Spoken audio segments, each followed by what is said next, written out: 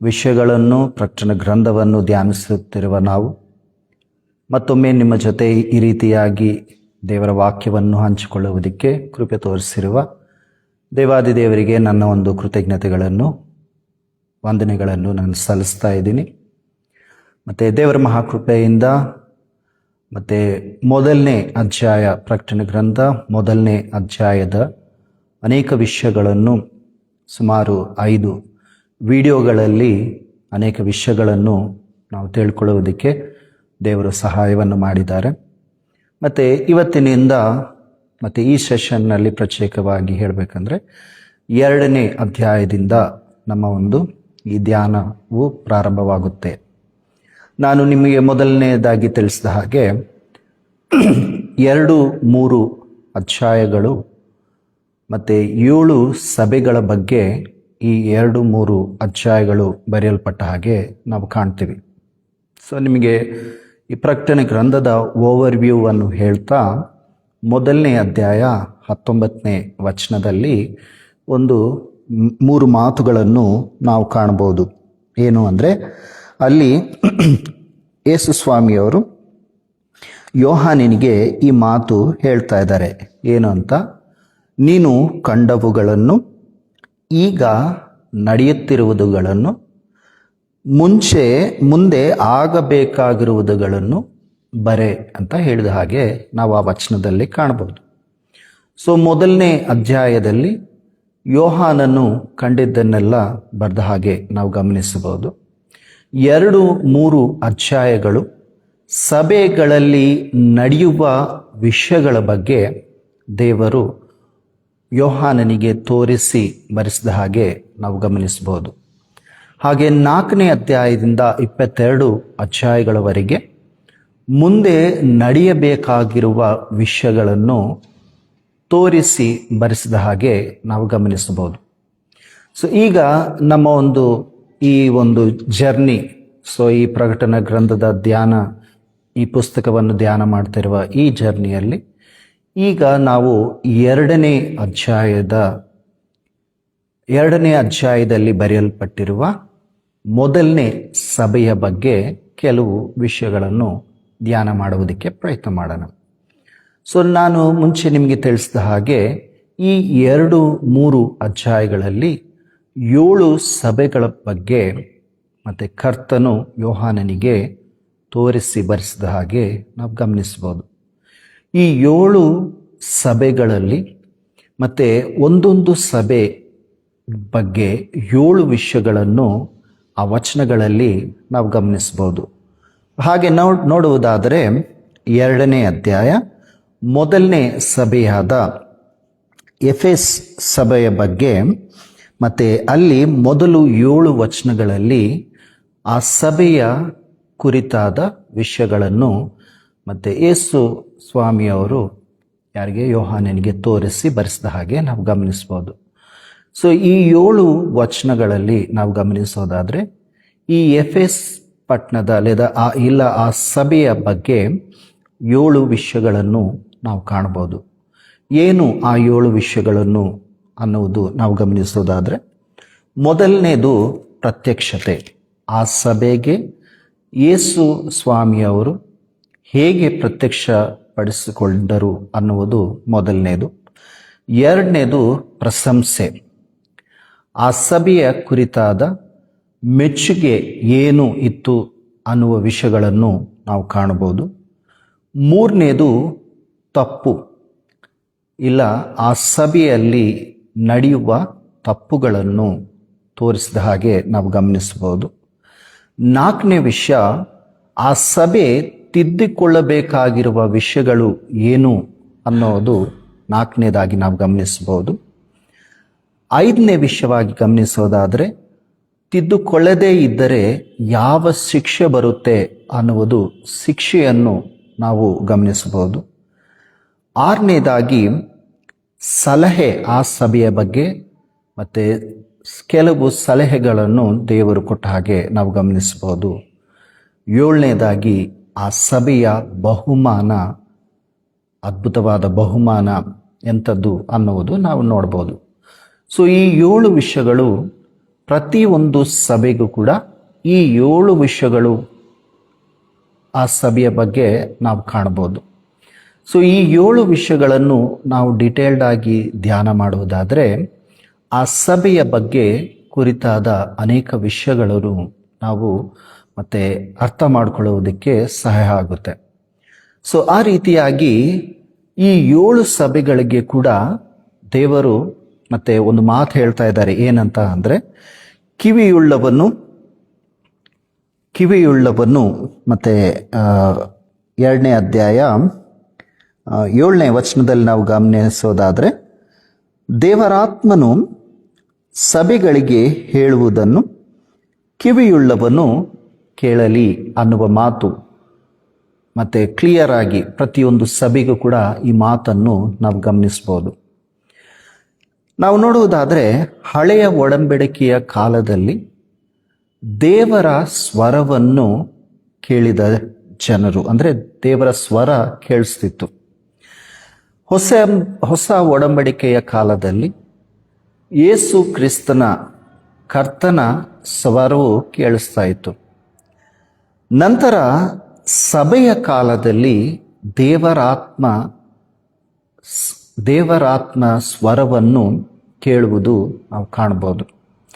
ಇಲ್ಲಿ ಪ್ರತ್ಯೇಕವಾಗಿ ಈ ವಿಷಯವನ್ನು ನಾವು ಗಮನಿಸೋದಾದರೆ, ಮತ್ತೆ ಕಿವಿಗಳು 2 ಥರ, ಒಂದು ಶಾರೀರಿಕವಾದ ಕಿವಿ, 2ನೇದು ಆತ್ಮಿಕವಾದ ಕಿವಿ. ಶಾರೀರಿಕವಾದ ಕಿವಿ ನಮಗೆ ಏನು ಸಹಾಯ ಮಾಡುತ್ತೆ, ಮತ್ತು ಶಬ್ದಗಳು ಯಾರು ಏನೇ ಮಾತಾಡಿದ್ರು ಅದು ನಮಗೆ ಸರಿಯಾದ ರೀತಿಯಲ್ಲಿ ಕೇಳುವುದಕ್ಕೆ ನಮಗೆ ಶಾರೀರಿಕವಾದ ಕಿವಿ ತುಂಬ ಉಪಯೋಗಗಳಿಸುತ್ತೆ. ನಾವು ಸರಿಯಾಗಿ ಕೇಳಿಲ್ಲ ಅಂದರೆ ಒಂದು ಅರ್ಥ ಮಾಡಿಕೊಳ್ಳುವುದು ಇನ್ನೊಂದು ವಿಧವಾಗಿ ನಮಗೆ ಅರ್ಥ ಆಗುತ್ತೆ. ಮತ್ತು ಒಂದು ಎಕ್ಸಾಂಪಲ್ ಆಗಿ ಹೇಳಬೇಕು ಅಂದರೆ, ಒಬ್ಬ ವ್ಯಕ್ತಿಗೆ ಇನ್ನೊಬ್ಬ ವ್ಯಕ್ತಿ ಹೇಳಿದಂತೆ, ನೀನು ಹೋಗಿ ಅಲ್ಲಿ ಇರುವ ಮ್ಯಾಟನ್ನು ತಗೊಂಡು ಬಾ, ಅಂದರೆ ಹಾಸಿಗೆ ಮ್ಯಾಟನ್ನು ತಗೊಂಡು ಬಾ ಅಂತ ಹೇಳಿದ್ರಂತೆ. ಈತಗೆ ಹೇಳಿದ ಮಾತು ಮ್ಯಾಟ್ ಅನ್ನೋದಕ್ಕಿಂತ ಬೇರೆ ವಿಧವಾಗಿ ಕೇಳಿಸಿ ಆತ ಏನು ಮಾಡಿದ್ನಂತೆ, ಬ್ಯಾಟ್ ತಗೊಂಡು ಬಂದು ಕೊಟ್ಟನಂತೆ. ಸೊ ಆ ವ್ಯಕ್ತಿ ಏನು ಹೇಳಿದ್ನಂದ್ರೆ, ನಾನು ಹೇಳಿರೋದೇನು, ನೀನು ತಂದಿರೋದೇನು. ಇಲ್ಲಿ ಗಮನಿಸೋದಾದರೆ ಹೇಳಿರುವ ವ್ಯಕ್ತಿ ಸರಿಯಾಗೇ ಹೇಳಿದ್ರು. ಇಲ್ಲಿ ಪ್ರಾಬ್ಲಮ್ ಎಲ್ಲಿ ಅಂದರೆ, ಕೇಳಿರುವ ಆ ವ್ಯಕ್ತಿಯು ಸರಿಯಾಗಿ ಕೇಳದೇ ಇರುವುದರಿಂದ ಆತನು ತಪ್ಪಾದ ಕೆಲಸ ಮಾಡಿದ ಹಾಗೆ ನಾವು ಗಮನಿಸ್ಬೋದು. ಅದೇ ರೀತಿ ಶಾರೀರಿಕವಾದ ಕಿವಿ ನಮಗೆ ಅನೇಕವಾದ ವಿಷಯಗಳನ್ನು ಕೇಳುವುದು, ಆ ವಿಷಯವನ್ನು ಸ್ಪಷ್ಟವಾಗಿ ಕೇಳಿದರೆ ಮಾತ್ರನೇ ಅದಕ್ಕೆ ತಕ್ಕ ಹಾಗೆ ನಾವು ನಡ್ಕೊಳ್ಳುವುದಕ್ಕೆ ಸಹಾಯ ಆಗುತ್ತೆ. ಅದಕ್ಕೆ ಸಹಜವಾಗಿ ಮತ್ತು ರೆಗ್ಯುಲರ್ ಆಗಿ ಸಭೆಯಲ್ಲಿ ಒಂದು ಮಾತು ಹೇಳ್ತಾ ಇರ್ತೀನಿ. ಏನು ಅಂದರೆ, ಸಭೆಯಲ್ಲಿ ಕುಂತಾಗ ನಮ್ಮ ಮನಸ್ಸು ಆಲೋಚನೆಗಳು ಆ ಕಡೆ ಈ ಕಡೆ ಕೆಡಿಸ್ಕೊಳ್ಳಾರ್ದಂಗೆ ವಾಕ್ಯವನ್ನು ಮತ್ತು ಶ್ರದ್ಧೆಯಿಂದ ಕೇಳಬೇಕು. ಯಾಕೆ ಅಂದರೆ, ವಾಕ್ಯವನ್ನು ಪರಿಪೂರ್ಣವಾಗಿ ಕೇಳಿದರೆ ಮಾತ್ರನೇ, ಸ್ಪಷ್ಟವಾಗಿ ಕೇಳಿದರೆ ಮಾತ್ರನೇ ಆ ವಾಕ್ಯವು ನಮ್ಮ ಹೃದಯದಲ್ಲಿ ಕೆಲಸ ಮಾಡುತ್ತೆ. ಅನೇಕರನ್ನು ನಾವು ಗಮನಿಸ್ತೀವಿ, ಈಗಿನ ಕಾಲದಲ್ಲಿ ಸಭೆಯಲ್ಲಿ ಕುಂತು ಮತ್ತು ಸಭಾಪಾಲಕರು ಹೇಳುವ ವಾಕ್ಯದ ಮೇಲೆ ಧ್ಯಾನ ಅಷ್ಟಿರುವುದಿಲ್ಲ. ಯಾವುದಾದ್ರೂ ಒಂದು ನೋಟಿಫಿಕೇಶನ್ ಬಂತಂದ್ರು, ಇಲ್ಲ ಯಾವುದಾದ್ರೂ ಒಂದು ಸೌಂಡ್ ಬಂತಂದ್ರು ಸಡನ್ನಾಗಿ ನಾವು ಯಾವ ಕಡೆ, ಮೊಬೈಲ್ ಕಡೆ ನಮ್ಮ ಗಮನ ಹರಿಸ್ತೀವಿ. ಸೊ ಆ ಸಮಯದಲ್ಲಿ ಸಭಾಪಾಲಕರು ಹೇಳುವ ವಿಷಯವು ನಮಗೇನಾಗುತ್ತೆ ಅಂದರೆ ಅರ್ಥಂಬರ್ಥ, ಅಂದರೆ ಪರಿಪೂರ್ಣವಾಗಿ ನಮಗೆ ಕೇಳುವುದಿಲ್ಲ. ಅದರಿಂದ ನಮಗೆ ಆ ವಾಕ್ಯವು ನಮಗೇನಾಗೋದಿಲ್ಲ ಅಂದರೆ ಅರ್ಥ ಆಗುವುದಿಲ್ಲ. ಸೊ ಮುಖ್ಯವಾಗಿ ಈ ಒಂದು ಕಿವಿಯಿಂದ ನಾವು ಕೇಳುವುದು ತುಂಬ ಕ್ಲಿಯರ್ ಆಗಿ ಕೇಳಿದರೆ ಮಾತ್ರ ಆ ಕೆಲಸ ಆಗೋದು ಹಾಗೆ ನಾವು ಕಾಣ್ತೀವಿ. 2ನೇ ವಿಧವಾದ ಕಿವಿ ಯಾವುದು ಅಂದರೆ ಆತ್ಮಿಕವಾದ ಕಿವಿ. ಈ ಕಿವಿ ಏನು ಅಂದರೆ, ದೇವರ ಆತ್ಮದ ವಿಷಯಗಳನ್ನು ಈ ಆತ್ಮಿಕವಾದ ಕಿವಿ ಕೇಳುವುದರಿಂದ ನಮ್ಮ ಆತ್ಮೀಯ ಜೀವನವು ದೇವರ ಆತ್ಮ ನಡೆಸುವಿಕೆಯಲ್ಲಿ ನಮ್ಮ ಜೀವನವು ಕೂಡ ಸರಿಯಾದ ರೀತಿಯಲ್ಲಿ ನಡೆಯುತ್ತೆ. ಇಲ್ಲಿ ಸ್ಪಷ್ಟವಾಗಿ ಪ್ರತಿಯೊಂದು ಸಭೆಗೂ ದೇವರು ಸ್ಪಷ್ಟವಾಗಿ ಹೇಳುವ ಮಾತು ಏನು ಅಂದರೆ, ದೇವರಾತ್ಮನು ಸಭೆಗೆ ಹೇಳುವ ಮಾತು ಕಿವಿಯುಳ್ಳವನು ಕೇಳಲಿ. ಅಂದರೆ ಎಲ್ಲ ಸಭೆಗಳಲ್ಲಿ ಈ ಒಂದು ಮಾತು ಏನು ಅಂದರೆ, ದೇವರ ಮಾತು ಕೇಳುವ ಸಮಯ. ಆ ದೇವರ ಮಾತುಗಳನ್ನು ಕೇಳುವ ಅಭ್ಯಾಸವನ್ನು ನಾವು ಮಾಡ್ಕೋಬೇಕಾಗಿ ನಾವು ಗಮನಿಸಬೇಕು. ಸೊ ಈಗಿನ ಕಾಲದಲ್ಲಿ ಮತ್ತೆ ಬ್ರೈಡ್ ಆಗಿ ಸಿದ್ಧಪಡುತ್ತಾ ಇರುವ ನಾವು ನಮ್ಮ ಒಂದು ಈ ಆತ್ಮಿಕ ಜೀವನದಲ್ಲಿ ದೇವರ ಸ್ವರವನ್ನು ಕೇಳುವ ಅಭ್ಯಾಸವನ್ನು ನಾವು ಪ್ರಯತ್ನ ಮಾಡಬೇಕು. ಪರಿಶುದ್ಧ ಗ್ರಂಥದಲ್ಲಿ ನಾವು ಗಮನಿಸೋದಾದರೆ, ಈ ಸಭೆಯು ಅಂದರೆ ಪ್ರಾರಂಭಿಕ ಕಾಲದಲ್ಲಿ ದೇವರ ಆತ್ಮ ಆ ಒಂದು ಅಪೊಸ್ತಲರಿಗೆ, ಶಿಷ್ಯರಿಗೆ ಎಲ್ಲಿಗೆ ಹೋಗಬೇಕು, ಏನು ಮಾಡಬೇಕು ಎಲ್ಲವೂ ಕೂಡ ಕ್ಲಿಯರ್ ಡೈರೆಕ್ಷನ್ಸ್ ನೀಡಿದ ಹಾಗೆ ನಾವು ಗಮನಿಸ್ತೀವಿ. ಈಗಿನ ಕಾಲದಲ್ಲಿ ಕೂಡ ಯಾರು ದೇವರ ಸನ್ನಿಧಿಯಲ್ಲಿ ದೇವರ ಕಡೆಗೆ ನೋಡಿ ದೇವರ ಸನ್ನಿಧಿಯಲ್ಲಿ ಸಿದ್ಧಪಡ್ತಾರೋ, ಈಗಿನ ಕಾಲದಲ್ಲಿ ಕೂಡ ದೇವರ ಆತ್ಮವು ನಮ್ಮೊಂದಿಗೆ ಮಾತಾಡುವುದಾಗಿ ನಾವು ಗಮನಿಸ್ತೀವಿ. ಸೊ ಪ್ರತಿ ಒಂದು ಸಭೆಯ ಕಾಲದಲ್ಲಿ ದೇವರಾತ್ಮವು ಮಾತಾಡ್ತಾನೆ ಇದ್ದ ಹಾಗೆ ನಾವು ಗಮನಿಸ್ತೀವಿ. ಯಾರು ಆ ಮಾತುಗಳನ್ನು ಕೇಳಿ ತಮ್ಮ ಒಂದು ನಡತೆಯನ್ನು ಸರಿಪಡಿಸ್ಕೊಳ್ತಾರೋ ಅವರಿಗೆ ದೇವರು ಕೊಡುವ ಬಹುಮಾನ ಎಷ್ಟೋ ಎಷ್ಟೋ ಅದ್ಭುತವಾದ ಬಹುಮಾನವನ್ನು ನಾವು ಗಮನಿಸ್ತೀವಿ. ಸೊ ಈ ಒಂದು 7 ಸಭೆಗಳಲ್ಲಿ ಈ 7 ವಿಷಯಗಳು ಯೇಸು ಕ್ರಿಸ್ತನು ಯೋಹಾನನಿಗೆ ಸ್ಪಷ್ಟವಾಗಿ ಈ 7 ವಿಷಯಗಳನ್ನು ಹೇಳಿದ ಹಾಗೆ ನಾವು ಗಮನಿಸ್ತೀವಿ. ನಾನು ಮತ್ತೆ ಹೇಳ್ತಾ ಇದ್ದೀನಿ, 7 ವಿಷಯಗಳು ಏನೇನು ಅಂದರೆ, 1 ಪ್ರತ್ಯಕ್ಷತೆ, 2 ಪ್ರಶಂಸೆ, 3 ತಪ್ಪುಗಳು, 4 ತಿದ್ದುಕೊಳ್ಳಬೇಕಾದ ವಿಷಯಗಳು, 5ನೇದು ಶಿಕ್ಷೆ, ಯಾವುದನ್ನು ಅದು ತಿದ್ದುಕೊಳ್ಳದಿದ್ದರೆ ಯಾವ ಶಿಕ್ಷೆ ಬರುತ್ತೆ ಅನ್ನುವುದು 5ನೇ ವಿಷಯ, 6ನೇದು ಸಲಹೆ, 7ನೇದು ಬಹುಮಾನ. ಸೊ ದೇವರ ಚಿತ್ತವಾದರೆ ಮತ್ತೆ ಈ 7 ವಿಷಯಗಳನ್ನು ನೀವು ಮತ್ತೆ ಗಮನಿಸಬೇಕು. ಯಾಕಂದರೆ ನಮ್ಮ ಮುಂದೆ ಸೆಷನ್ಗಳಲ್ಲಿ ಈ 7 ಸಭೆಗಳನ್ನು ನಾವು ಧ್ಯಾನ ಮಾಡುವಾಗ ಈ 7 ವಿಷಯಗಳು ಸಂಕ್ಷಿಪ್ತವಾಗಿ ಒಂದೊಂದು ಸಭೆಗೆ ಈ 7 ವಿಷಯಗಳು ಅದನ್ನು ನಾವು ಅದೇ 7 ವಿಷಯಗಳನ್ನು ಧ್ಯಾನ ಮಾಡುವುದಾಗಿ ನಾವು ನೋಡ್ತೀವಿ. ಸೊ ಈಗ ಮೊದಲನೇದಾಗಿ ಲಾಸ್ಟ್ ಸೆಷನ್ನಲ್ಲಿ ನಿಮಗೆ ಈ 7 ಸಭೆಗಳ ಕಾಲ, ಯಾವ್ಯಾವ ಕಾಲಕ್ಕೆ ಈ ಸಭೆಗಳ ಪ್ರಾರಂಭವಾಯಿತು, ಆ ಸಭೆ ಯಾವ ಕಾಲದಲ್ಲಿ ಅಂತ್ಯವಾಯಿತು ಅನ್ನುವ ವಿಷಯಗಳನ್ನು ನಾನು ನಿಮಗೆ ತಿಳಿಸಿದೆ. ಎಫೆಸ್ ಸಭೆಯಿಂದ ಹಿಡ್ಕೊಂಡು ಲವೊದಿಕೀಯ ಸಭೆಯವರೆಗೆ ಒಂದೊಂದು ಸಭೆಗೆ ಒಂದೊಂದು ಕಾಲವನ್ನು ನಾವು ಗಮನಿಸಬಹುದು. ಸೊ ಈಗ ನಾವು ಇರುವ ಕಾಲ ಯಾವುದು ಅಂದರೆ ಲವೊದಿಕೀಯ ಸಭೆಯ ಕಾಲ. ಸೊ ಈ ಒಂದು 7ನೇ ಲಾಸ್ಟ್ ಸಭೆಯ ಕಾಲ ಮತ್ತೆ 1900 ಇಯರ್ಸಿಂದ ಸ್ಟಾರ್ಟ್ ಆಗಿ ದೇವರ ಬರುವಣಿಕೆಯವರೆಗೆ ಕೂಡ ಈ ಸಭೆಯ ಕಾಲ ಇದ್ದ ಹಾಗೆ ನಾವು ಗಮನಿಸ್ತೀವಿ. ಸೊ ನಾವು ಇರುವ ಈ ಒಂದು ಕಾಲ, ಸಭೆಯ ಕಾಲ ಯಾವುದು ಅಂದರೆ ಲವೊದಿಕೀಯ ಸಭೆಯ ಕಾಲವಾಗಿ ನಾವು ಗಮನಿಸ್ಬೋದು. ಸೊ ಈಗ ಮೊದಲನೇದಾಗಿ ನಿಮಗೆ ಈ 7 ಸಭೆಗಳ ಕಾಲ ಪರಿಪೂರ್ಣವಾಗಿ ಹೇಳಿದೆ. ಸೊ ಈಗ ಮೊದಲನೇ ಸಭೆಯ ಬಗ್ಗೆ ನಾವು ಗಮನಿಸೋದಾದರೆ, ಈ ಎಫೆಸ್ ಸಭೆಯ ಪ್ರಾರಂಭ ಕಾಲ ಯಾವಾಗಿಂದ ಪ್ರಾರಂಭವಾಯಿತು ಅಂದರೆ 33 AD ಇಂದ ಸ್ಟಾರ್ಟ್ ಆಗಿ 100 AD ವರೆಗೆ ಇದ್ದ ಕಾಲವೇ ಈ ಎಫೆಸ್ ಸಭೆಯ ಕಾಲವಾಗಿ ನಾವು ಗಮನಿಸ್ಬೋದು. ಸೊ ಸಭೆಯು ಯಾವಾಗ ಪ್ರಾರಂಭವಾಯಿತು ಮತ್ತು ದೇವರ ಆತ್ಮವು ಆ 120 ಮಂದಿ ಮೇಲೆ ಆ ಒಂದು ಅವರು ಆ ಒಂದು ಸ್ಥಳದಲ್ಲಿ ಕೂಡಿದಾಗ ಮತ್ತೆ ದೇವರ ಆತ್ಮ ಅಂದರೆ ಪೆಂಟಿಕೋಸ್ಟ್ ಆ ದಿನದಂದು ಸಭೆಯು ಪ್ರಾರಂಭವಾದ ಆ ದಿನದಿಂದ ಹಿಡ್ಕೊಂಡು ಮತ್ತೆ 100 AD ವರೆಗೆ ಈ ಎಫೆಸ್ ಸಭೆಯ ಕಾಲ ಇದ್ದ ಹಾಗೆ ನಾವು ಗಮನಿಸ್ಬೋದು. ಮತ್ತು ಬೈಬಲ್ ಪಂಡಿತರು ಒಂದೊಂದು ಸಭೆಗೆ ಒಂದೊಂದು ನಿರ್ದಿಷ್ಟ ಕಾಲ, ಅದಕ್ಕೆ ತಕ್ಕ ಒಂದು ಏನಂತಾರೆ ಅಂದರೆ ಮೀನಿಂಗ್, ಆಮೇಲೆ ಅದಕ್ಕೆ ತಕ್ಕ ಒಂದು ಡೀಟೇಲ್ಡನ್ನು ಕೊಟ್ಟ ಹಾಗೆ ನಾವು ಗಮನಿಸ್ಬೋದು.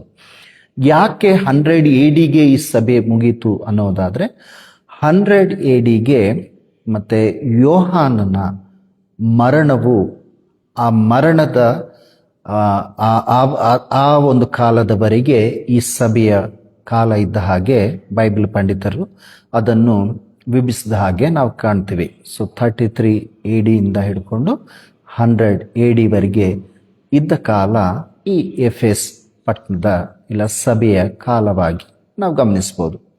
ಸೊ ಈಗ ಕೆಲವು ವಿಷಯಗಳು, ಹಿಸ್ಟ್ರಿ, ಈ ಎಫೆಸ್ ಸಭೆಯ ಕೆಲವು ಹಿಸ್ಟಾರಿಕಲ್ ಡೀಟೇಲ್ಸನ್ನು ನೋಡುವುದಾದರೆ, ಈ ಎಫೆಸ್ ಸಭೆಯು ಮತ್ತು ಮೈನರ್ ಏಷ್ಯಾದಲ್ಲಿ ಇದ್ದ ಒಂದು ಪುರಾತನವಾದ ಪಟ್ಟಣವಾಗಿ ನಾವು ಕಾಣ್ತೀವಿ. ಸೊ ಈ ಒಂದು ಪಟ್ಟಣವು ಆ ಕಾಲದಲ್ಲಿ ತುಂಬ ಫೇಮಸ್ ಆದ ಪಟ್ಟಣ. ಯಾಕೆ ಅಂದರೆ ಅಲ್ಲಿ ಅರ್ತಮಿ ದೇವಿಯ ಒಂದು ಮಂದಿರ ಇದ್ದ ಹಾಗೆ ಚರಿತ್ರೆಯಲ್ಲಿ ಕಾಣ್ಬೋದು. ಸೊ ಏನ್ಷಂಟ್ ವರ್ಲ್ಡ್ನಲ್ಲಿ 7 ವಂಡರ್ಸ್ನಲ್ಲಿ ಅದು ಕೂಡ ಆ ಅರ್ತಮಿ ದೇವಿಯ ಆ ಒಂದು ಮಂದಿರ ಕೂಡ 7th ವಂಡರ್ ಆಗಿ ಚರಿತ್ರೆಯಲ್ಲಿ ನಾವು ಕಾಣ್ಬೋದು. ಇನ್ನೊಂದು, ಈ ಪಟ್ಟಣವು ಏನಂತಾರಂದರೆ ಅನೇಕ ಯೂದರು ಇದ್ದ ಒಂದು ಪಟ್ಟಣವಾಗಿ ನಾವು ಗಮನಿಸಬಹುದು.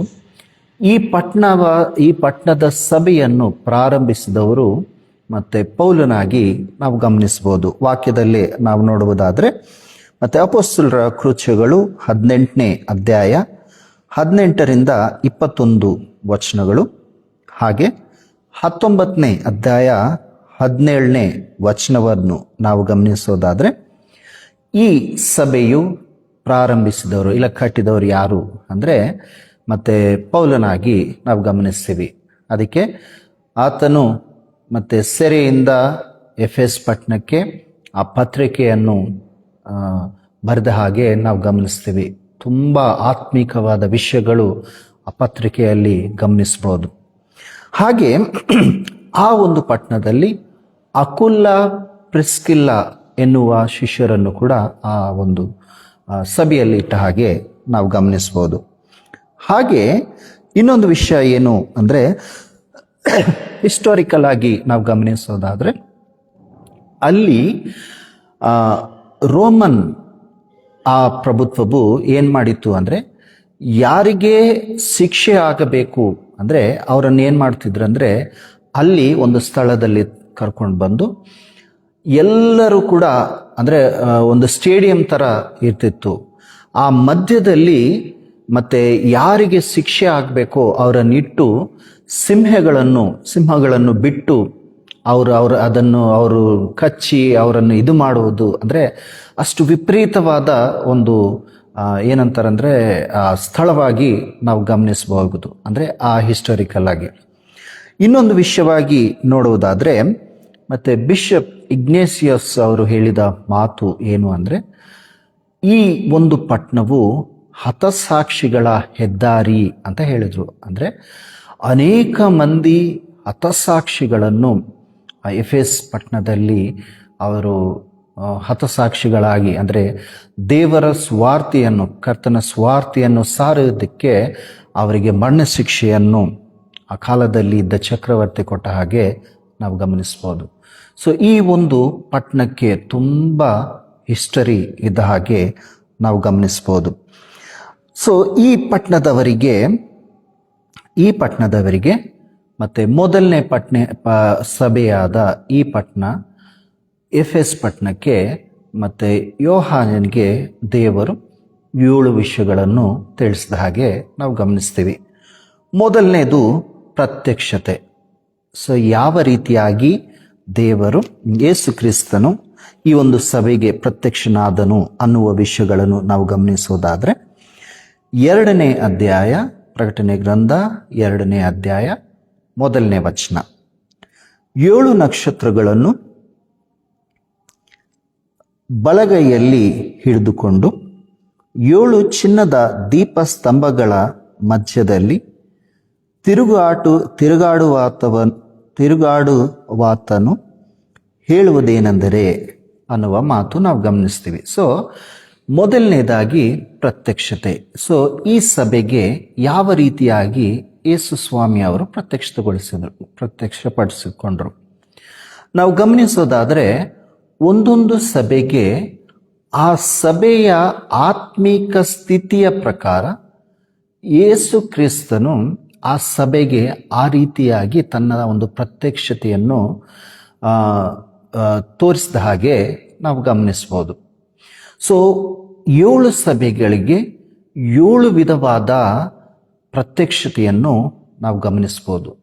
ಸೊ ಒಂದೊಂದು ಆ ಸಭೆಯ ಆತ್ಮಿಕವಾದ ಸ್ಥಿತಿಯ ಪ್ರಕಾರ ಕರ್ತನು ಅವರಿಗೆ ಪ್ರತ್ಯಕ್ಷವಾದದ್ದನ್ನು ನಾವು ಕಾಣ್ಬೋದು. ಆ ಪ್ರತ್ಯಕ್ಷತೆ 7 ಸಭೆಗಳ ಪ್ರತ್ಯಕ್ಷತೆಯ ವಿವರವನ್ನು 1ನೇ ಅಧ್ಯಾಯದಲ್ಲೇ ನಾವು ಗಮನಿಸ್ಬೋದು.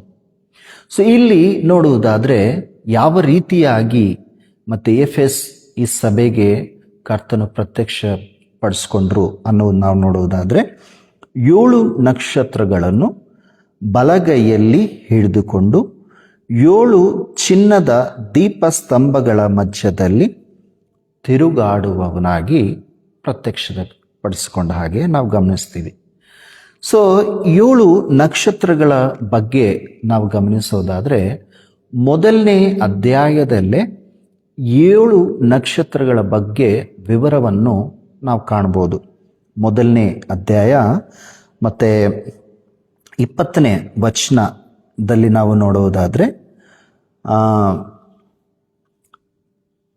ನನ್ನ ಬಲಗೈಯಲ್ಲಿ ನೀನು ಕಂಡ 7 ನಕ್ಷತ್ರಗಳ ಮತ್ತು 7 ಚಿನ್ನದ ದೀಪಸ್ತಂಭಗಳ ಗೂಢಾರ್ಥವನ್ನು ವಿವರಿಸುತ್ತೇನೆ. ಆ 7 ನಕ್ಷತ್ರಗಳು ಅಂದರೆ ಆ 7 ಸಭೆಗಳ ದೂತರು. ಆ 7 ದೀಪಸ್ತಂಭಗಳು ಅಂದರೆ ಆ 7 ಸಭೆಗಳು. ಸೊ ಮತ್ತೆ ಕರ್ತನು ಇಲ್ಲಿ ಕ್ಲಿಯರ್ ಆಗಿ ಅದರ ಬಗ್ಗೆ ಹೇಳ್ತಾ ಇದ್ದಾರೆ. ಏನಂತ? 7 ನಕ್ಷತ್ರಗಳು ಯಾವುವು ಅಂದರೆ 7 ಸಭೆಗಳ ದೂತರಾಗಿ ನಾವು ಕಾಣ್ತೀವಿ, ಅಂದರೆ ಮೆಸೆಂಜರ್ಸ್ ಆಗಿ ನಾವು ಕಾಣ್ತೀವಿ. 7 ದೀಪಸ್ತಂಭಗಳು ಏನು ಅನ್ನೋದಾದರೆ, 7 ದೀಪಸ್ತಂಭಗಳು 7 ಸಭೆಗಳಿಗೆ ಮತ್ತೆ ಸಾದೃಶ್ಯವಾಗಿ ನಾವು ಕಾಣ್ತೀವಿ. ಸೊ ನಕ್ಷತ್ರಗಳು ದೂತರು, 7 ದೀಪಸ್ತಂಭಗಳು 7 ಸಭೆಗಳು. ಸೊ 7 ನಕ್ಷತ್ರಗಳು ದೂತರು, 7 ದೀಪಸ್ತಂಭಗಳು 7 ಸಭೆಗಳಾಗಿ ನಾವು ಕಾಣ್ತೀವಿ. ಸೊ ಈ ಒಂದು ದೀಪಸ್ತಂಭ 7 ದೀಪಸ್ತಂಭಗಳು ಏನಾಗಿದೆ ಅಂದರೆ, ಒಂದೊಂದು ಸಭೆ ಕೂಡ ಆ 7 ಸಭೆಗಳ ಮಧ್ಯದಲ್ಲಿ ದೇವರು ಮತ್ತು ಯೇಸು ಸ್ವಾಮಿ, ಬೆಳಕಾಗಿರುವ ಯೇಸು ಸ್ವಾಮಿ ಈ 7 ಸಭೆಗಳ ಮಧ್ಯದಲ್ಲಿ ತಿರುಗಾಡುವುದನ್ನು ನಾವು ಕಾಣ್ತೀವಿ. ಅಂದರೆ ಕರ್ತನು ಒಂದೊಂದು ಸಭೆಯ ಮತ್ತು ಆ ದೀಪ ಸ್ಥಿತಿ ಹೇಗಿದೆ ಅನ್ನುವುದು ಪರೀಕ್ಷಿಸುತ್ತಾ, ಯಾವ ದೀಪಸ್ತಂಭವು ಇಲ್ಲ ಯಾವ ದೀಪವು ಆರಿ ಹೋಗುವ ಸ್ಥಿತಿಯಲ್ಲಿದೆಯೋ, ಯಾವ ದೀಪವು ಮತ್ತೆ ಆರಿ ಅಂದರೆ ಸ್ಥಿತಿ ಹೇಗಿದೆಯೋ, ಒಂದೊಂದು ದೀಪವನ್ನು, ಒಂದೊಂದು ದೀಪಸ್ತಂಭವನ್ನು ಆ 7 ಸಭೆಗಳ ಮಧ್ಯದಲ್ಲಿ ತಿರುಗಾಡ್ತಾ ಒಂದೊಂದು ಸಭೆಯನ್ನು ಸರಿಪಡಿಸುತ್ತಾ, ಒಂದೊಂದು ಸಭೆಯನ್ನು ಮತ್ತು ಯಾವುದರಲ್ಲಿ ಅವರು ಹಿಂಸರಿತಾ ಇದ್ದಾರೋ ಅದನ್ನು ಸರಿಪಡಿಸುತ್ತಾ ಅವರನ್ನು ಆ ಸಭೆಗಳ ದೀಪಗಳನ್ನು ಮತ್ತೆ ಬೆಳಗಿಸುವುದರಲ್ಲಿ ಆ ಸಭೆಗಳು ಸ್ಥಿರವಾಗಿ ಇರುವುದಕ್ಕೆ ಕರ್ತನು 7 ಸಭೆಗಳಲ್ಲಿ ತಿರುಗಾಡುವುದನ್ನು ನಾವು ಗಮನಿಸ್ಬೋದು. ಇನ್ನೊಂದು 7 ನಕ್ಷತ್ರಗಳು. ನಕ್ಷತ್ರಗಳು ಯಾವುದಕ್ಕೆ ಸೂಚನೆ ಆಗಿದೆ ಅಂದರೆ ಬೋಧಕರು ಇಲ್ಲ ದೂತರು ಅಂದರೆ ಮೆಸೆಂಜರ್ಸ್ ಅನ್ನೋದು ನಾವು ಕಾಣ್ತೀವಿ. ಅಂದರೆ ಪ್ರತಿ ಒಂದು ಸಭೆಗೆ ಒಬ್ಬರು ಏನಾಗಿದ್ದಾರೆ, ಆ ಸಭೆ ದೂತ. ಅವರು ಏನಾಗಿದೆ ಅಂದರೆ ಆ ಸಭೆಯನ್ನು ಸರಿಯಾದ ರೀತಿಯಲ್ಲಿ ನಡೆಸುವ ಜವಾಬ್ದಾರಿ ಹೊಂದಿದ ಆ ಒಂದು ಮೆಸೆಂಜರ್ ಆಗಿ ನಾವು ಗಮನಿಸಬಹುದು. ಬೋಧಕರ ಬಗ್ಗೆ ನಾವು ನೋಡುವುದಾದರೆ ಬೋಧಕರು ನಕ್ಷತ್ರಗಳಂತೆ ಇದ್ದ ಹಾಗೆ ನಾವು ಕಾಣ್ತೀವಿ. ದಾನಿಯೇಲ್ ಬರೆದ ಗ್ರಂಥ 12ನೇ ಅಧ್ಯಾಯ 3ನೇ ವಚನ, ಹಾಗೆ ಫಿಲಿಪಿಯನ್ಸ್ 2ನೇ ಅಧ್ಯಾಯ 16ನೇ ವಚನದಲ್ಲಿ ನಾವು ಕಾಣ್ಬೋದು. ಸೊ ಒಬ್ಬೊಬ್ಬ ಸಭೆಗೆ ಸಭೆ ಪಾಲಕರಾದ ಮತ್ತು ಸಭೆ ಪಾಲಕರು ಅವರ ಒಂದು ಜವಾಬ್ದಾರಿ, ಅವರ ಒಂದು ಇದು ಏನಂದರೆ ದೇವರ ಆತ್ಮ ಹೇಳುವುದನ್ನು ಸಭೆ ಪಾಲಕರು ಇಲ್ಲ ದೂತರು ಇಲ್ಲ ಮೆಸೆಂಜರ್ ಕೇಳಿ ಅದನ್ನು ಸಭೆಗೆ ತಿಳಿಸಿ ಸಭೆಯನ್ನು ಮತ್ತು ಕರ್ತನ ಬರುವಣಿಗೆಗೆ ಸಿದ್ಧಪಡಿಸುವ ಒಂದು ರೆಸ್ಪಾನ್ಸಿಬಿಲಿಟಿಯನ್ನು ನಾವು ಕಾಣ್ಬೋದು. ಸೊ ಇಲ್ಲಿ ಪ್ರತ್ಯಕ್ಷತೆ ಹೇಗೆ ಪ್ರತ್ಯಕ್ಷಪಡಿಸ್ಕೊಂಡ್ರು ಎಫೆಸ್ ಪಟ್ಟಣಕ್ಕೆ ಅಂದರೆ 7 ನಕ್ಷತ್ರಗಳನ್ನು ತನ್ನ ಬಲಗೈಯಲ್ಲಿ ಹಿಡಿದುಕೊಂಡು ಚಿನ್ನದ ದೀಪಸ್ತಂಭಗಳ ಮಧ್ಯದಲ್ಲಿ ತಿರುಗಾಡುವುದನ್ನು ನಾವು ಕಾಣ್ತೀವಿ. 2ನೇ ವಿಷಯವಾಗಿ ನಾವು ನೋಡುವುದಾದರೆ ಪ್ರಶಂಸೆ ಇಲ್ಲ ಮೆಚ್ಚುಗೆ. ಈ ಸಭೆಯ ಬಗ್ಗೆ ಕರ್ತನ ಒಂದು ಮೆಚ್ಚುಗೆ ಏನಿದೆ ಅನ್ನೋದು ನಾವು ನೋಡುವುದಾದರೆ 2ನೇ ಅಧ್ಯಾಯ 2-3 ವಚನಗಳಲ್ಲಿ ಅದು ನಾವು ಕಾಣಬಹುದು. ಏನು ಆ ಮೆಚ್ಚುಗೆ ಅಂದರೆ ನಿನ್ನ ಕೃತ್ಯಗಳನ್ನು ಪ್ರಯಾಸವನ್ನು ತಾಳ್ಮೆಯನ್ನು ಬಲ್ಲೆನು, ನೀನು ದುಷ್ಟರನ್ನು ಸಹಿಸಲಾರಿ, ಅಪೋಸ್ತಲರಲ್ಲದಿದ್ದರೂ ತಮ್ಮನ್ನು ಅಪೋಸ್ತಲರೆಂದು ಹೇಳಿಕೊಳ್ಳುವವರನ್ನು ನೀನು ಪರೀಕ್ಷಿಸಿ ಅವರನ್ನು ಸುಳ್ಳುಗಾರರೆಂದು ಕಂಡುಕೊಂಡು ನೀನು ತಾಳ್ಮೆಯುಳ್ಳವನಾಗಿ ನನ್ನ ಹೆಸರಿನ ನಿಮಿತ್ತ ಬಾಧೆಯನ್ನು ಸಹಿಸಿಕೊಂಡು ಬೇಸರಗೊಳ್ಳಲಿಲ್ಲ, ಇದನ್ನೆಲ್ಲ ಬಲ್ಲೆನು ಅಂತ ಇಲ್ಲಿ ನಾವು ಕಾಣ್ತೀವಿ. ಅಂದರೆ ಈ ಒಂದು ಸಭೆಯ ಪ್ರಶಂಸೆ ಇಲ್ಲ ಮೆಚ್ಚುಗೆ ಏನಾಗಿದೆ ಅನ್ನೋದು 3 ವಿಷಯಗಳು ಇಲ್ಲಿ ನಾವು ಕಾಣ್ತೀವಿ. ಮೊದಲನೇದು ಏನಂತೆ, ಮೊದಲನೇದು ಕೃತ್ಯಗಳು, ಪ್ರಯಾಸ, ಆಮೇಲೆ ತಾಳ್ಮೆ. ಈ 3 ವಿಷಯಗಳು ಮೊದಲನೇದಾಗಿದೆ. 2ನೇದೇನೆಂದರೆ ಅಪೋಸ್ತಲರೆಂದು ಹೇಳಿಕೊಂಡು ಅಪೋಸ್ತಲ ಅಲ್ಲದವರನ್ನು ನೀನು ಪರೀಕ್ಷಿಸಿ ಕಂಡುಕೊಂಡು ಅವರು ಸುಳ್ಳುಗಾರರಂದು. 2ನೇದು. 3ನೇದು ಏನು, ನನ್ನ ಹೆಸರಿಗಾಗಿ ಹೆಸರಿನ ನಿಮಿತ್ತ ಬಾಧೆಯನ್ನು ಸಹಿಸಿಕೊಂಡು ಬೇಸರಗೊಳ್ಳಲಿಲ್ಲ. ಸೊ ಈ 3 ಮೆಚ್ಚುಗೆ ಈ ಸಭೆಯ ಬಗ್ಗೆ ಕರ್ತನು ಹೇಳಿದ ಹಾಗೆ ನಾವು ಗಮನಿಸಬಹುದು. 1ನೇದು ಏನು ಹೇಳ್ತಾ ಇದ್ದಾರೆ ಅಂದರೆ ಈ ಸಭೆಯ ಒಂದು ಸ್ಥಿತಿ ಹೇಗಿತ್ತು, ಪ್ರಾರಂಭಿಕ ಒಂದು ಸ್ಥಿತಿ ಹೇಗಿತ್ತು ಅಂದರೆ ಕೃತ್ಯಗಳಲ್ಲಿ ಪ್ರಯಾಸವನ್ನು ತಾಳ್ಮೆಯನ್ನು ಹೊಂದಿದ ಒಂದು ಸಭೆಯಾಗಿ ನಾವು ಕಾಣ್ತೀವಿ.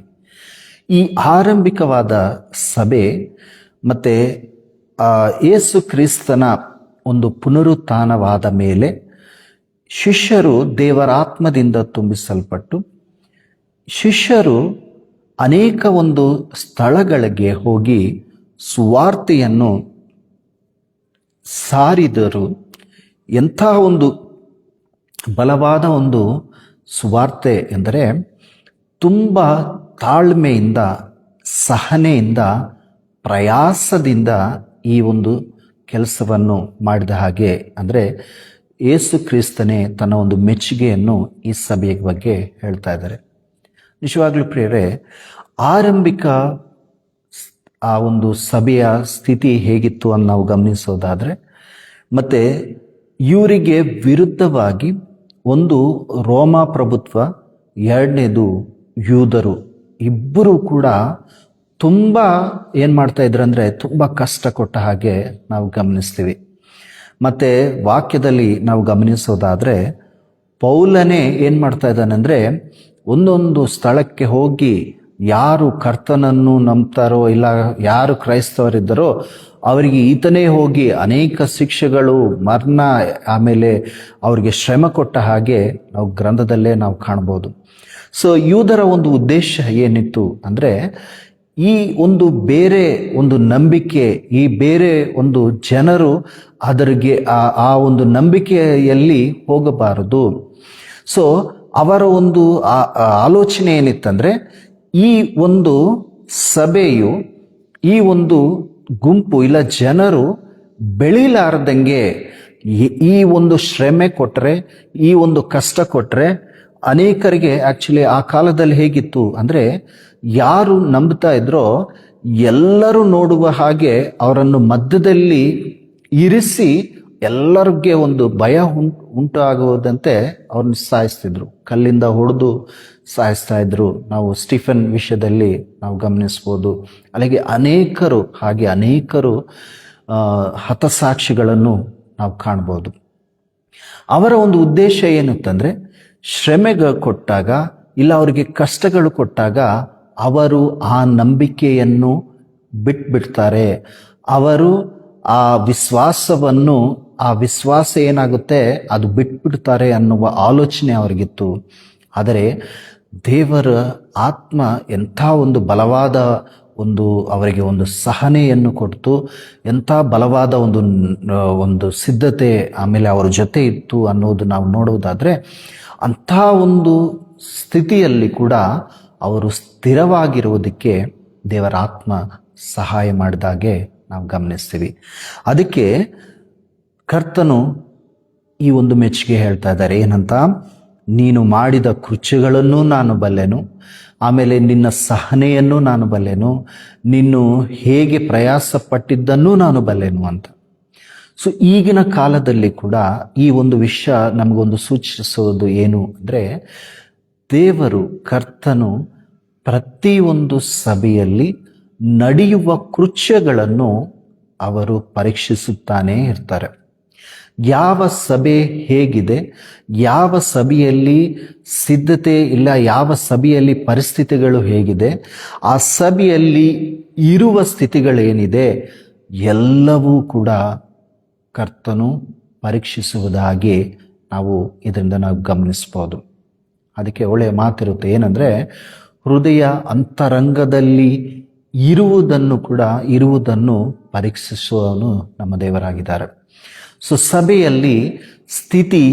ಸಭೆಯಲ್ಲಿ ಇರುವ ಒಬ್ಬೊಬ್ಬರು ಕೂಡ ಯಾವ ಒಂದು ಸ್ಥಿತಿಯಲ್ಲಿದ್ದಾರೆ, ಅವರ ಹೃದಯವು ಯಾವ ರೀತಿಯಲ್ಲಿದೆ, ಅವರ ಕೃತ್ಯಗಳು ಹೇಗಿದೆ, ಅವರ ಪ್ರಯಾಸ ಹೇಗಿದೆ, ಎಲ್ಲವೂ ಕೂಡ ಯಾರು ಗಮನಿಸ್ತಾನೆ ಇರೋರು ಯಾರು ಅಂದರೆ ಕರ್ತನು ಗಮನಿಸೋದಾಗಿ ನಾವು ನೋಡ್ತೀವಿ. ಇನ್ನೊಂದು ಇಲ್ಲಿ ಒಂದು ಮಾತು ಹೇಳಬೇಕು ಅಂದರೆ ನೋವನ ಕಾಲದಲ್ಲಿ ನಾವು ಗಮನಿಸೋದಾದರೆ ದೇವರು ಈ ಒಂದು ಭೂಮಿ ಮೇಲೆ ಜನರನ್ನು ನೋಡಿದಾಗ ಅಲ್ಲಿ ಒಂದು ಒಳ್ಳೆಯ ಮಾತಿರುತ್ತೆ ಏನಂದರೆ ಅವರ ಹೃದಯವು ಕೆಟ್ಟದಾಗಿ ಇದೆ, ಅವರ ನಡತೆಗಳು, ಅವರ ಕೃತ್ಯಗಳು ಎಲ್ಲವೂ ಕೂಡ ಕೆಟ್ಟದಾಗಿದೆ ಅಂತ ಅಲ್ಲಿ ನಾವು ಕಾಣ್ತೀವಿ. ಅಷ್ಟು ಮಂದಿಯಲ್ಲಿ ಒಬ್ಬರು ಮಾತ್ರ ದೇವರಿಗೆ ನೀತಿವಂತನಾಗಿ ಕಂಡರು. ಯಾರು? ನೋವಾಹನು.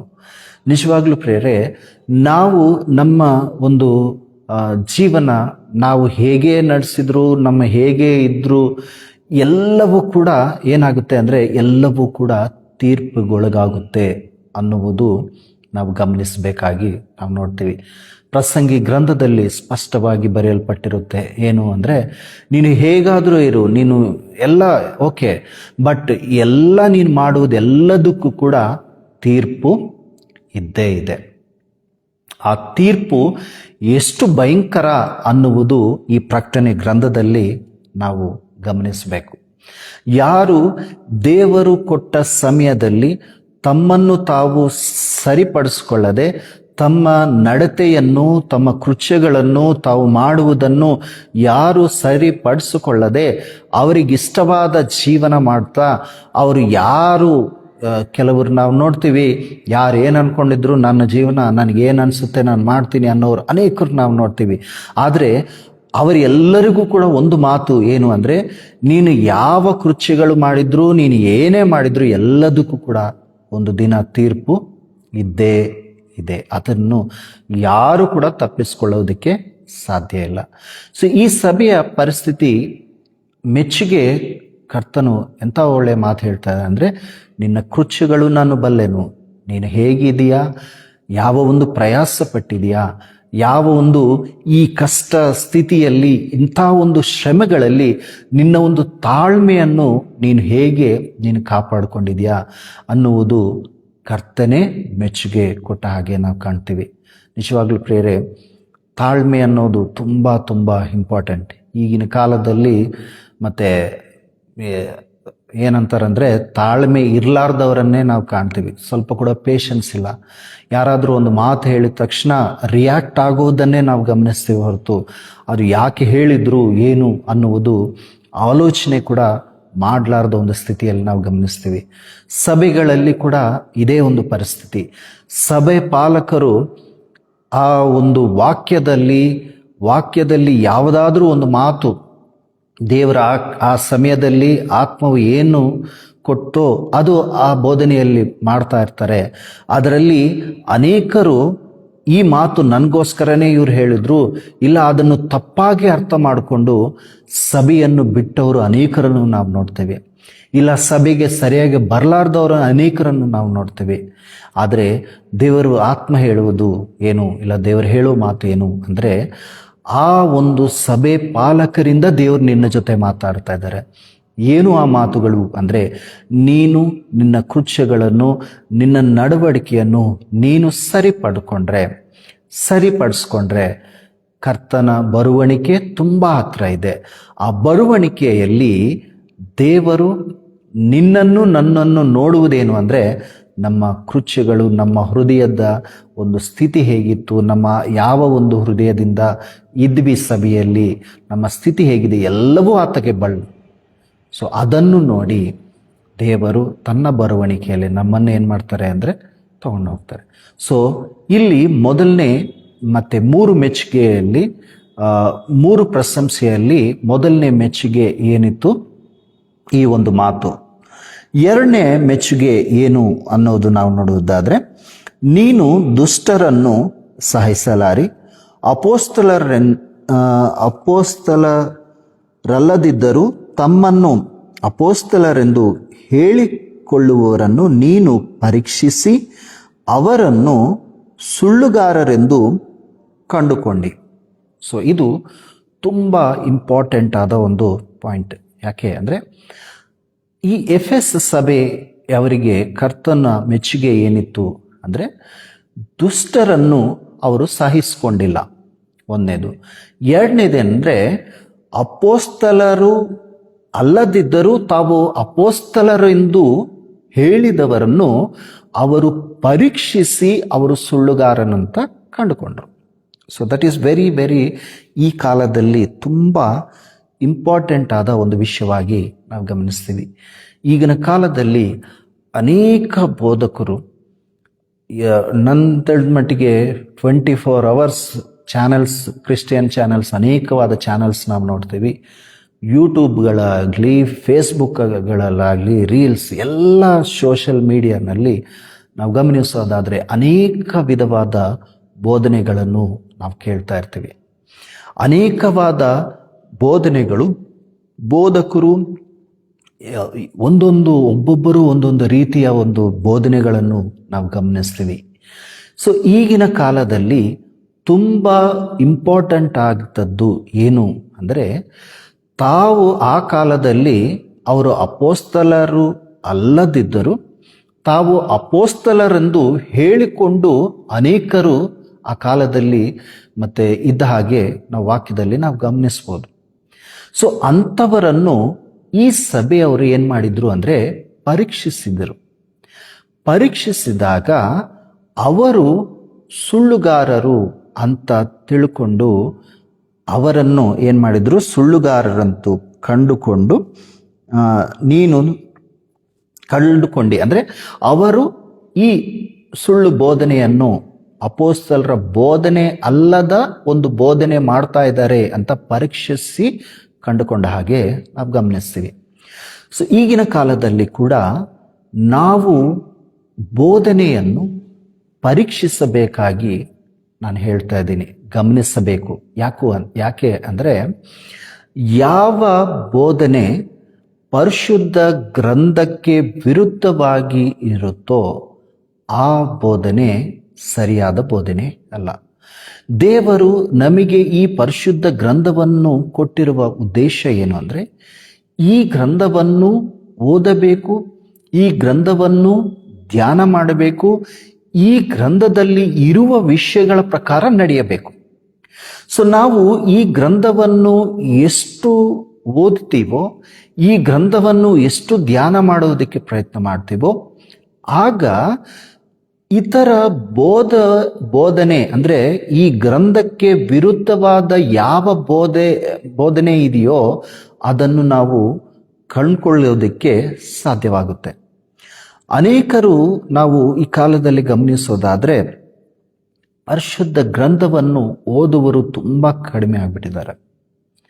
ಆದರೆ ದೇವರು ಹೇಳುವ ಮಾತೇನೆಂದರೆ, ಪರಿಶುದ್ಧ ಗ್ರಂಥವನ್ನು ನಾವು ಹೇಗೆ, ಮತ್ತು ಸ್ಯಾಮ್ಸ್ನಲ್ಲಿರುತ್ತೆ, ದಾವೀದನು ಇಂಥ ಒಳ್ಳೆ ಮಾತು ಹೇಳ್ತಾನೆ, ಏನಂದರೆ ನಾನು ಹಗಲಿರುಳು ಈ ಒಂದು ಧರ್ಮಶಾಸ್ತ್ರವನ್ನು ಧ್ಯಾನಿಸುತ್ತೇನೆ ಅಂತ. ಸೊ ಈ ಧರ್ಮಶಾಸ್ತ್ರ ಇಲ್ಲ, ಈ ಪರಿಶುದ್ಧ ಗ್ರಂಥ ಏನಾಗಿದೆ ಅಂದರೆ ನಮ್ಮ ಆತ್ಮೀಯ ಜೀವನಕ್ಕೆ ತುಂಬ ಅಗತ್ಯವಾದ ಒಂದು ಪೋಷಕ ಆಹಾರ. ಶಾರೀರಿಕವಾಗಿ ನಾವು ಆಹಾರ ಸರಿಯಾಗಿ ನಮಗೆ ಸೇರಿಲ್ಲ ಅಂದರೆ ಹೇಗೆ ನಾವು ಬಲಹೀನರಾಗ್ಬಿಡ್ತೀವೋ, ದೇವರ ಪರಿಶುದ್ಧ ಗ್ರಂಥ